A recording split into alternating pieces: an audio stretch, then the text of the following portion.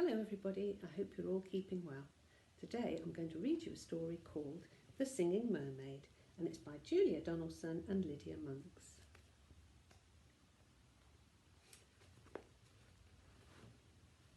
Did you ever go to Silver Sands on a sunny summer's day? Then perhaps you saw the mermaid who sang in the deep blue bay.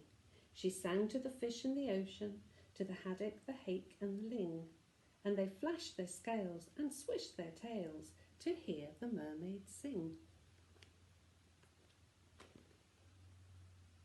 And sometimes the singing mermaid swam to the silvery shore. She sat and combed her golden hair, and then she sang some more. She sang to the cockles and mussels, she sang to the birds on the wing, and the seashells clapped and the seagulls flapped to hear the mermaid sing. When Sam Sly's circus came to town, Sam took a stroll by the sea. He heard the mermaid singing, and he rubbed his hands with glee. He said, "I can make you famous, I can make you rich. You shall swim in a pool of marble and sleep in a fine feather bed. You shall sing to the lords and the ladies, you shall sing to the queen and the king, and young and old will pay good gold to hear the mermaid sing." Don't go, cried the seagulls, and the seashells warned, "He lies." But the mermaid listened to old Sam Sly and smiled as she waved goodbye. And he took her away to the circus, and she sang to the crowds in the ring, and more, more, more came the deafening roar when they heard the mermaid sing. Now, the mermaid shared a caravan with Annie the acrobat, and Ding and Dong the circus dog, and Bella the circus cat. And she made good friends with the jugglers, and the man who swallowed fire, and the clown with the tumble-down trousers, and the woman who walked on the wire. But she wasn't friends with old Sam Sly. No, she didn't care for him, for he made her live in a fish tank where there wasn't room to swim. And there was no pool of marble, and there was no feather bed. And when she begged him, "Set me free," he laughed and he shook his head.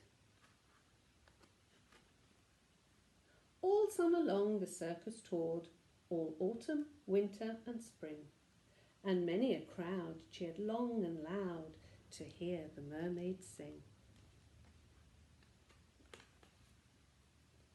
But the mermaid dreamed of silver sands, and she longed for the deep blue sea, and her song grew sad.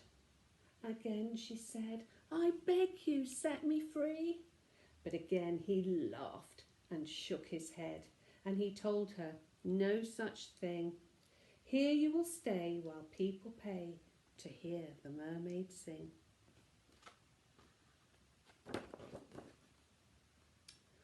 At Silver Sands a seagull was flying to his nest, when on the breeze he heard a song, the song that he loved best. And he followed the song to a caravan. Sam Sly was about to lock it. The seagulls watched as he turned the key and slipped it in his pocket. The seagull waited till Sam Sly had gone. Then he perched on the windowsill and, tap, tap, tap on the window, he tapped with his yellow bill. Come back to Silver Sands. It's only a mile away. I can find the key and set you free if you'll come back home to the bay." "Escape," barked the dog. "Escape," meowed the cat.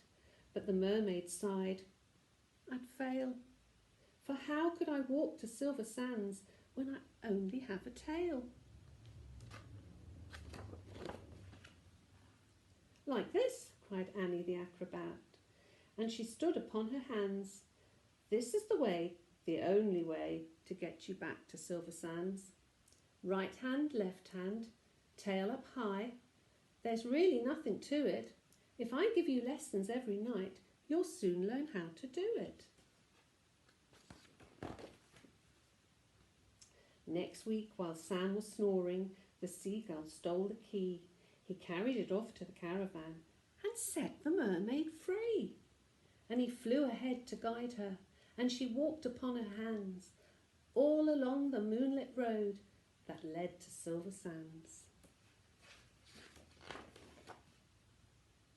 And the creatures on the seashore and the fish beneath the foam jumped and splashed and danced with joy to have their mermaid home. And she sang to the cockles and mussels, she sang to the birds on the wing, and the seashells clapped and the seagulls flapped to hear the mermaid sing.